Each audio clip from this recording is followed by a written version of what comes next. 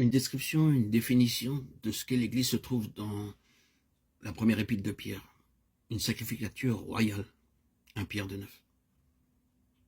Il cite encore Exode 19,6, un royaume de sacrificateurs. Remarquez l'association de deux idées, roi et sacrificateur, royaume et sacrificature, deux fonctions associées, le trône et l'autel. Quelle est donc la signification de cela?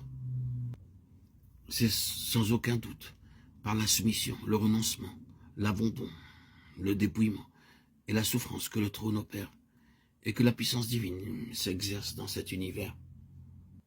C'est la souffrance et la gloire, la faiblesse et la puissance, choses qui semblent contradictoires. C'est ce que nous trouvons dans la parole. Au milieu du trône, un agneau, Apocalypse 5,6. Ici est le symbole le plus fort de l'infléchissement même au mal. Je ne parle pas de non-résistance au péché, mais à ce qui est subi, à tort, à l'injustice. Un agneau mené à la boucherie, et à travers ce sacrifice, il est amené au trône. Ésaïe 53,7, 52,13. Ce sont ici des principes spirituels d'une très grande importance. Prenez mon joug sur vous et apprenez de moi, car je suis débonnaire et humble de cœur. Matthieu 11, 29. C'est le roi qui parle, c'est celui entre les mains duquel il est dit « Toute autorité m'a été donnée dans le ciel et sur la terre » Matthieu 28, 18. Voyez comme il a reçu l'autorité, comment il a atteint le trône.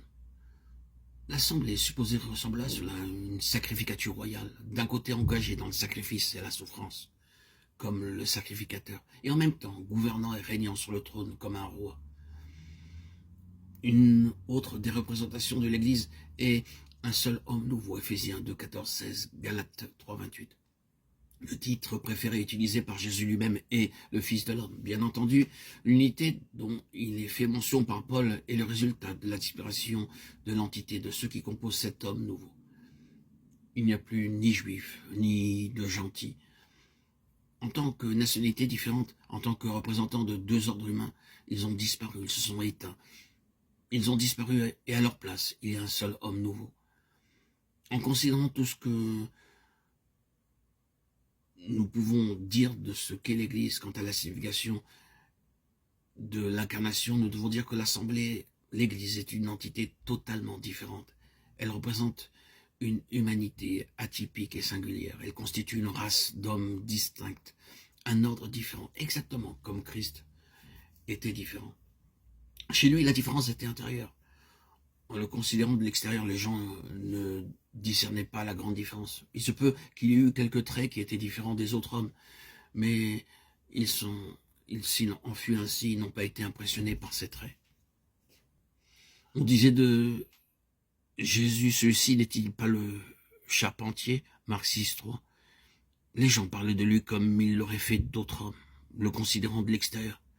Mais en tant qu'homme, il était différent. L'homme qui se trouvait à l'intérieur de l'enveloppe corporelle était un homme différent, gouverné par des lois différentes, par des conceptions entièrement différentes de celles par lesquelles les autres gens étaient gouvernés. Il était gouverné par les cieux et ainsi, dans ce sens, il demeurait un mystère. L'Église de même est gouvernée par Dieu, composée de beaucoup d'individualités. Elle est appelée à ressembler à cela, un seul homme nouveau.